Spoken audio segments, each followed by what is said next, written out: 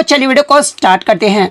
तो आज का जो आपका पहला क्वेश्चन यहाँ पर आया था कि which type of soil has the highest water holding capacity, यानी किस प्रकार की मिट्टी में जो है ना जल धारण क्षमता जो है ये सबसे अधिक होती है। तो देखिए मैं आपको बता दूं कि जल सोखने की जो सबसे अधिक क्षमता है ना ये आपका क्ले सॉइल यानी चिकनी मिट्टी में होता है। तो चिकनी मिट्टी आपका करेक्ट आंसर होगा, लेकिन बच्चे ने बताया कि चिकनी मिट्टी ऑप्शन में नहीं दिया गया था। तो देखिए मैं आपको बता दूं कि चिकनी मिट्टी को ही जो है ना ये आपका काली मिट्टी भी जो वो कहा जाता है, और काली मिट्टी को ही जो है ये आपका रेगुर मिट्टी या फिर काली कपास मिट्टी के नाम से भी जो वो जाना जाता है। तो काली मिट्टी ऑप्शन में दिया गया था, तो काली मिट्टी आपका यहाँ पे करेक्ट आंसर होगा। इसके अलावा एग्जाम में यहाँ से एक प्रश्न पूछा जाता है कि भारत के दक्कन के पठार में जो है किस प्रकार की मिट्टी जो ये पाई जाती है। तो देखिए भारत के दक्कन के पठार में जो है ना ये आपका काली मिट्टी जो वो पाया जाता है, और काली मिट्टी जो है ये किस फसल के लिए उपयुक्त माना जाता है। तो ये आपके कपास की फसल के लिए जो है ये आपका उपयुक्त जो वो माना जाता है। तो ये फैक्ट भी आपको ध्यान में रखना है। वीडियो में आगे बढ़े दोस्तों, यहाँ पर आता है कि कांस फिल्म फेस्टिवल जो है ये किस देश में आयोजित किया जाता है। तो देखिए कांस फिल्म फेस्टिवल की बात कर ले तो ये जो आपका फ्रांस देश में आयोजित किया जाता है। तो फ्रांस आपका यहाँ पे करेक्ट आंसर होगा। इसके अलावा मैं आपको बता दूं कि दुनिया का पहला वार्षिक अंतर्राष्ट्रीय फिल्म समारोह का जो उद्घाटन है ये कहां पर और कब किया गया था। तो देखिए दुनिया के पहले वार्षिक अंतर्राष्ट्रीय फिल्म समारोह का जो उद्घाटन है ना ये आपका वर्ष 1932 में जो है वेनिस में जो इसका उद्घाटन जो वो किया गया था। तो ये पॉइंट भी आप ध्यान में रखिएगा। इसके अलावा कुछ अंतर्राष्ट्रीय फिल्म समारोह की सूची देख ले जहां से एग्जाम में प्रश्न पूछा जाता है। तो देखिए वेनिस अंतर्राष्ट्रीय फिल्म महोत्सव ये जो आपका वेनिस में जो ये आपका आयोजित किया जाता है। ट्राइबिका फिल्म फेस्टिवल जो है ना ये आपका न्यूयॉर्क में जो ये आपका आयोजित किया जाता है। टॉर्मिना फिल्म फेस्टिवल की अगर बात कर ले तो ये जो आपका सिसिली इटली में जो ये इसका आयोजन जो वो किया जाता है। सनडांस फिल्म फेस्टिवल जो है ये आपका पार्क सिटी उटा में जो इसका आयोजन जो वो किया जाता है। SXSW फिल्म फेस्टिवल जो है ना ये आपका ऑस्टिन टेक्सास में जो है इसका आयोजन जो वो किया जाता है। इसके अलावा बर्लिन इंटरनेशनल फिल्म फेस्टिवल की बात कर ले तो ये जो आपका बर्लिन जर्मनी में इसका आयोजन जो वो किया जाता है। TIFF फिल्म फेस्टिवल जो है ये आपका टोरंटो कनाडा में जो है यह आयोजन जो वो किया जाता है। मेलबर्न इंटरनेशनल फिल्म फेस्टिवल जो है ये आपका मेलबर्न ऑस्ट्रेलिया में। लोकार्नो फिल्म फेस्टिवल की बात कर ले तो ये आपका स्विट्जरलैंड में आयोजित किया जाता है। इसके अलावा एडिनबर्ग इंटरनेशनल फिल्म फेस्टिवल जो है ये आपका स्कॉटलैंड UK में जो इसका आयोजन जो वो किया जाता है। तो ये सारे फैक्ट जो आपको ध्यान में रखना है।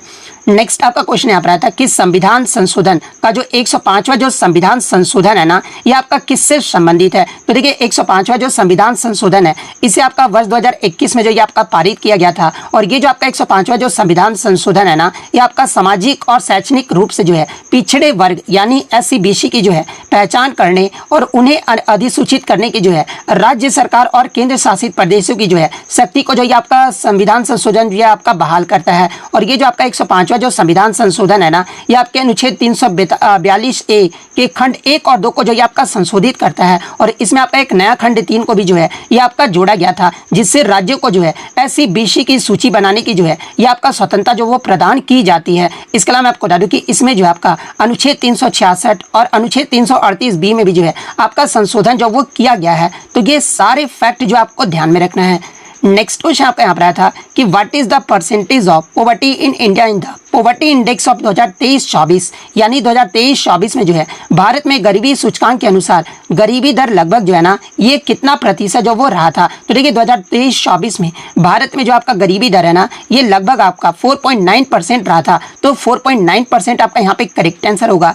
नेक्स्ट आपका क्वेश्चन यहाँ पर आया था कि आर्टिकल 31B में जो है ये आपका क्या है। तो देखिए अनुच्छेद 31B जो है ना ये भारतीय संविधान का एक ऐसा प्रावधान है जो 9वीं अनुसूची में शामिल कानूनों को जो है वो रक्षा करता है। और यह प्रावधान आपका बताता है कि 9वीं अनुसूची में शामिल कोई भी कानून या फिर उसका कोई भी प्रावधान जो है इस आधार पर शून्य नहीं माना जाएगा कि वह मौलिक अधिकार के साथ जो है आपका असंगत है, भले ही किसी न्यायालय का कोई निर्णय जो है इसके विपरीत ही क्यों ना हो। इसके अतिरिक्त मैं आपको बता दूं कि अनुच्छेद 31B जो है ना ये 9वीं अनुसूची में शामिल कानूनों को जो है ये मौलिक अधिकारों के जो है किसी भी उल्लंघन से जो है आपका बचाता है। तो ये वाला ऑप्शन आपका करेक्ट आंसर होगा। और देखिए इससे प्रीवियस शिफ्ट में आपसे जो है अनुच्छेद 31A के बारे में जो वो पूछा गया था। तो देखिए मैं आपको बता दूं कि संविधान के अनुच्छेद 31A में आपका कहा गया है कि अनुच्छेद 13 में निहित कुछ भी होने के बावजूद जो है राज्य द्वारा किसी संपत्ति या अधिकार के अधिग्रहण या किसी अधिकार के जो है संशोधन या संपत्ति के लिए प्रदान करने वाला कोई कानून इस आधार पर शून्य नहीं माना जाएगा कि यह उल्लंघन जो है संविधान के अनुच्छेद 14 और 19 के तहत जो है यह आपका प्रदत्त मौलिक अधिकारों में है। ये जो आपका अनुच्छेद 31A में जो वो कहा गया है। तो ये फैक्ट भी आपको ध्यान में रखना है। नेक्स्ट आपका क्वेश्चन यहाँ पर आता है कि what is the target of India's total renewable energy capacity by 2030, यानी 2030 तक जो है भारत की कुल नवीकरणीय ऊर्जा क्षमता का जो लक्ष्य है ना, ये क्या है। तो देखिए मैं आपको बता दूं कि जो आपका 2021 में COP26 जो आपका शिखर सम्मेलन हुआ था ना, जो कि आपका ग्लासगो में आयोजित किया गया था, और इसमें आपका ये घोषणा किया गया था कि भारत ने 2030 तक जो है 500 गीगावाट जो आपके गैर जीवाश्म ईंधन आधारित जो है ऊर्जा उत्पादन हासिल करने का लक्ष्य जो वो रखा है। तो 500 गीगावाट आपका करेक्ट आंसर होगा। नेक्स्ट आपका क्वेश्चन यहाँ पर आता है कि पर्यावरण संरक्षण अधिनियम यानी इन्वायरमेंट प्रोटेक्शन एक्ट जो है ना, ये भारत में कब लागू हुआ था। तो देखिए पर्यावरण संरक्षण को जो है ना, ये आपका 19 नवंबर 1986 को जो है ये आपका संविधान में जो वो जोड़ा गया था, और इस संविधान के तहत जो है अनुच्छेद 253 के तहत जो ये आपका पारित किया गया था। और ये जो अधिनियम है ना, ये मानव पर्यावरण पर जो है संयुक्त राष्ट्र सम्मेलन के निर्णयों को लागू करने के लिए भी जो है ये आपका बनाया गया था। तो 19 नवंबर 1986 आपका करेक्ट आंसर होगा। अब देखिए पर्यावरण संरक्षण की बात आ गई है, तो इसमें आपका दो आपका जो है अनुच्छेद आ जाते हैं। एक तो आपका अनुच्छेद 51 का क्लोज जी आ जाता है, जो कि आपका एक फंडामेंटल जो आपका ड्यूटीज है यानी मौलिक कर्तव्य है। और अनुच्छेद 51 के जी में आपका क्या कहा गया है, तो देखिए इस अनुच्छेद के अकॉर्डिंग प्रत्येक नागरिक पर जो है पर्यावरण की रक्षा का कर्तव्य जो ये आपका लागू करता है। इसके अलावा एक आपका DPSP में भी अनुच्छेद आ जाता है, जो कि आपका अनुच्छेद 48A है। और अनुच्छेद 48A जो है राज्य को पर्यावरण की रक्षा और सुधार करने और देश के वनों और वन्य जीवों की रक्षा करने का जो है प्रयास करने के लिए जो ये आपका कहता है। तो ये फैक्ट भी आपको ध्यान में रखना है।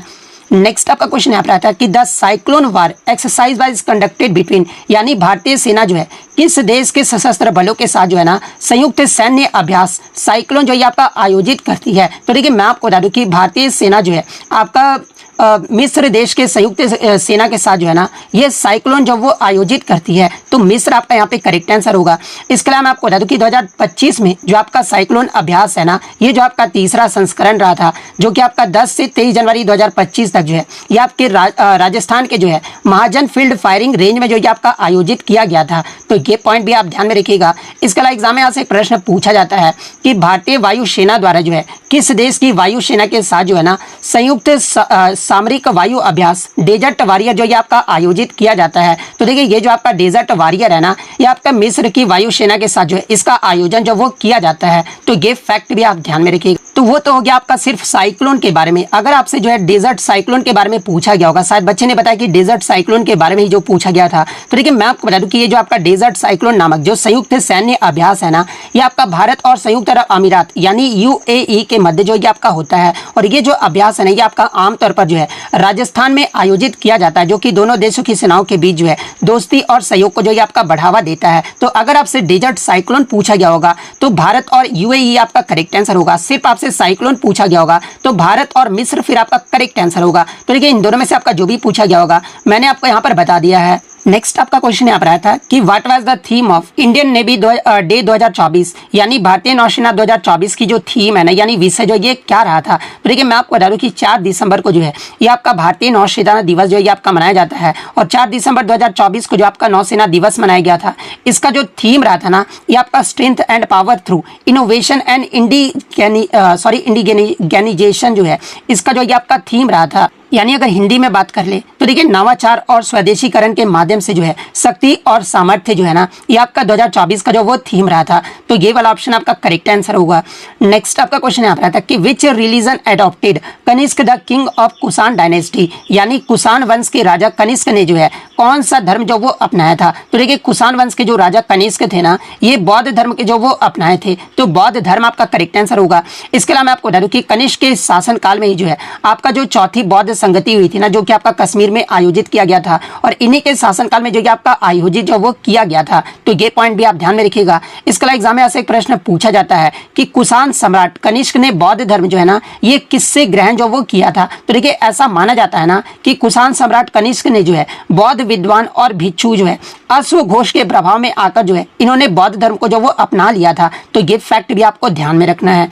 नेक्स्ट आपका क्वेश्चन यहाँ पर आया था कि who among the following was not a moderate leader of the Indian national Congress, यानी निम्नलिखित में से कौन जो है भारतीय राष्ट्रीय कांग्रेस के जो है एक उदारवादी नेता नहीं थे। जहां पे ऑप्शन में आपका गोपाल कृष्ण गोखले, दादा भाई नौरोजी, फिरोज शाह मेहता और अरविंदो घोष जो वो दिया गया था। तो देखिए मैं आपको बता दूं कि भारतीय राष्ट्रीय कांग्रेस के जो अरविंदो घोष जो थे ना, ये आपके एक उदारवादी नेता नहीं थे। तो अरविंदो घोष आपका करेक्ट आंसर होगा।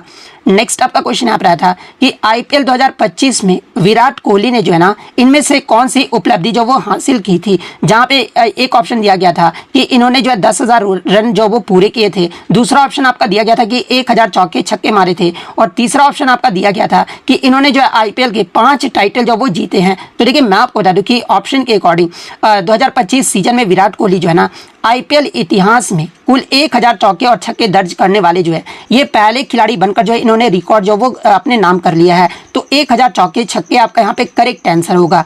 अब 1,000 चौके छक्के कहने का मतलब कि 1,000 चौका और छक्का दोनों मिलाकर जो आपका 1,000 चौका छक्का जो वो किया हुआ है, ना कि आपका 1,000 छक्का हुआ है। ठीक है, तो इस प्रकार से ये वाला ऑप्शन आपका करेक्ट आंसर होगा।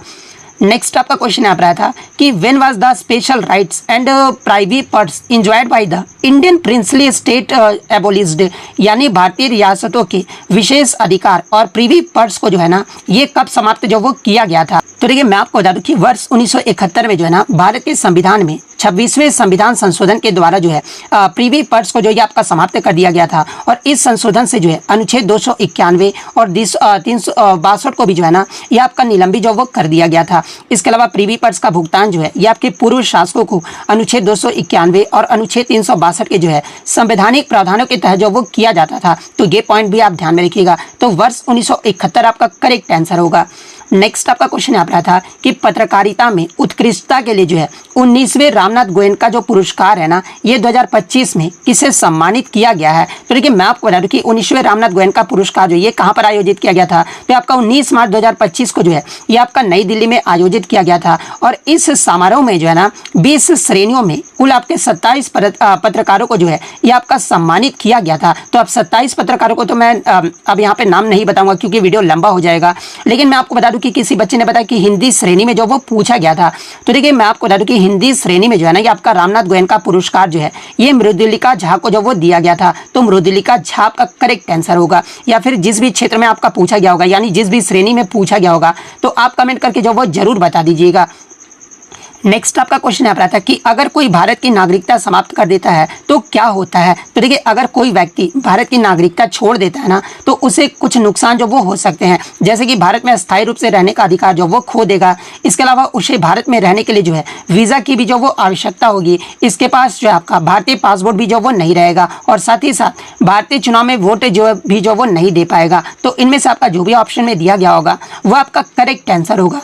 नेक्स्ट आपका क्वेश्चन यहाँ पर आया था कि न्यायिक समीक्षा से अगर किसी अधिनियम को जो है असंवैधानिक करार दिया जाता है तो क्या होता है। तो देखिए यदि न्यायिक समीक्षा के माध्यम से किसी अधिनियम को असंवैधानिक घोषित कर दिया जाता ना, तो इसका मतलब ये हुआ कि वह जो अधिनियम है ये कानूनी नहीं है, यानी उसे जो वो आपका लागू नहीं किया जा सकता है और अदालत उस अधिनियम को जो है रद्द या फिर अमान्य जो वो कर सकता है। तो ये वाला ऑप्शन आपका करेक्ट आंसर होगा।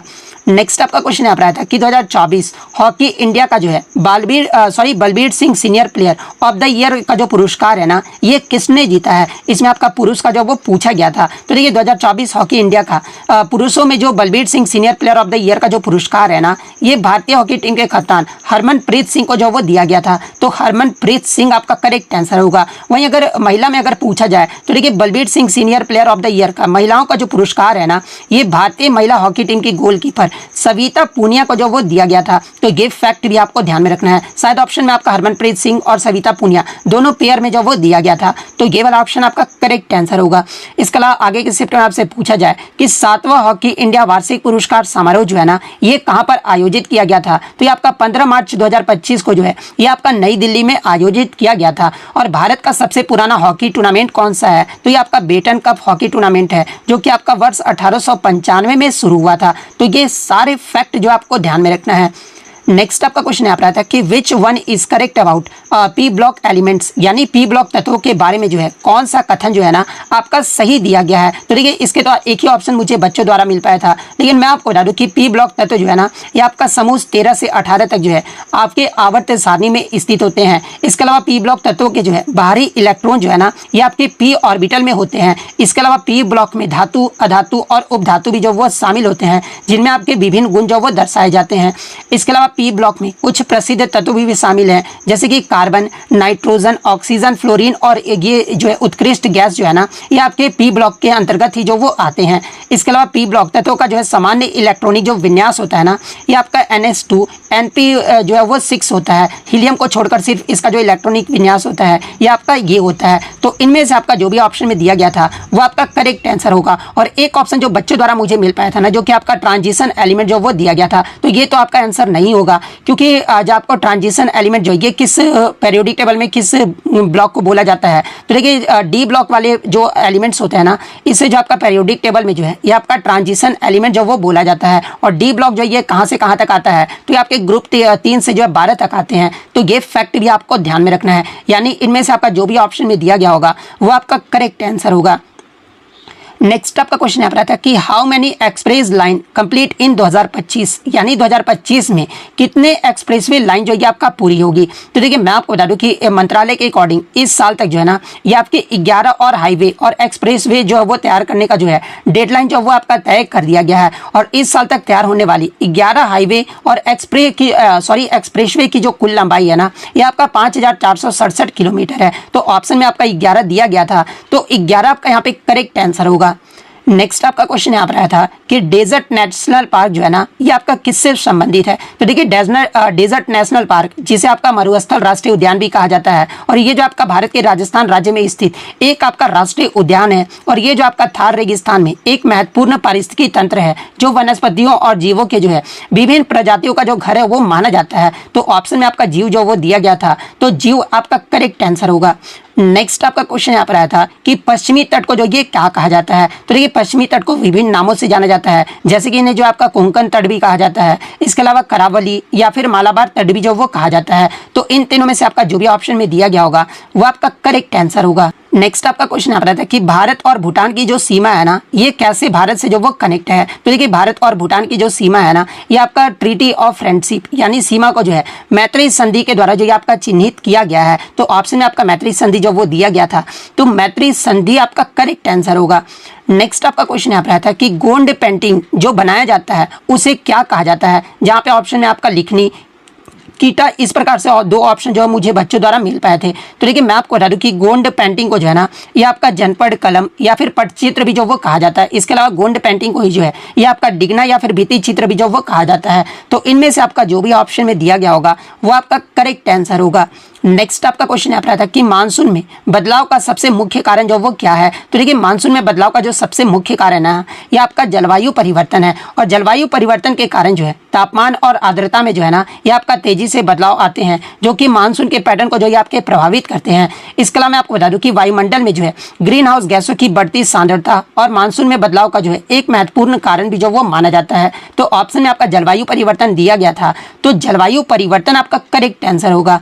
नेक्स्ट आपका क्वेश्चन यहाँ पर आया था कि जब किसी वस्तु को गर्म किया जाता है ना, तो क्या होगा। तो देखिए जब किसी वस्तु को गर्म किया जाता है ना, तो उसके कण यानी अणु या परमाणु जो है ना, ये तेजी से कंपन करने लगते हैं, और इससे जो आपका वस्तु का तापमान बढ़ता है और वो फैल जो वो जाता है। तो ऑप्शन में आपका कण तेजी से कंपन करते हैं, ये वाला दिया गया था, तो ये वाला ऑप्शन आपका करेक्ट आंसर होगा। नेक्स्ट आपका क्वेश्चन यहाँ पर आता है कि 1299 से 1301 के दौरान जो है ना, मंगोलों के आक्रमण के समय दिल्ली का सुल्तान जो ये कौन था। तो देखिए 1299 से 1301 के दौरान मंगोल ने दिल्ली पर आक्रमण किया था। उस समय दिल्ली के जो सुल्तान थे ना, ये आपके अलाउद्दीन खिलजी थे। तो अलाउद्दीन खिलजी आपका करेक्ट आंसर होगा। इसके अलावा मैं आपको बता दूं कि अलाउद्दीन खिलजी के शासनकाल में ही जो है मंगोलों के द्वारा जो है दिल्ली पर आपका 2 बार आक्रमण किया गया था। और कब, तो पहला तो आपका 1299 में, और दूसरी बार जो आपका 1302 से 3 तक जो है ये आक्रमण जो वो किया गया था। नेक्स्ट आपका क्वेश्चन यहाँ पर आता है कि भारत सरकार ने किस देश में भूकंप प्रभावित पीड़ितों की मदद के लिए जो है ना, ये ऑपरेशन ब्रह्मा जो वो शुरू किया है। तो देखिए मैं आपको बता दूं कि ऑपरेशन ब्रह्मा 2025 में जो है ये आपका भारत और म्यांमार के बीच जो ये आपका किया गया है। और ये जो आपका म्यांमार में 28 मार्च 2025 को जो आपका विनाशकारी भूकंप आया था ना, इसके बाद जो आपका भारत के द्वारा जो है ये आपका ऑपरेशन ब्रह्मा जो वो शुरू किया गया था। और ये जो आपका आपदा राहत और बचाव अभियान था, और ऑपरेशन ब्रह्मा का जो उद्देश्य था ना, ये म्यांमार को खोज और बचाव, इसके मानवीय सहायता, आपदा राहत और चिकित्सा सहायता जो वो प्रदान करना था। तो म्यांमार आपका करेक्ट आंसर होगा।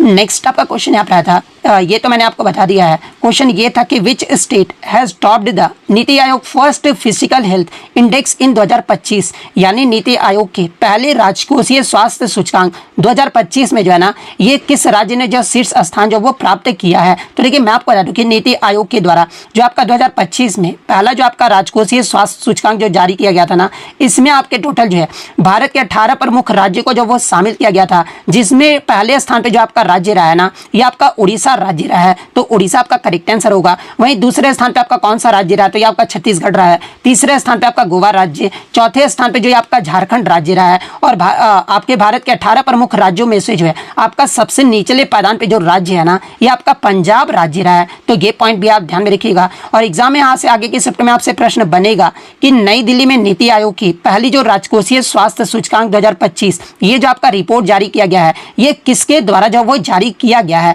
तो ये जो आपके 16वें वित्त आयोग के अध्यक्ष डॉक्टर अरविंद पनघड़िया के द्वारा जो है इसे जारी किया गया है। तो ये फैक्ट भी आपको ध्यान में रखना है।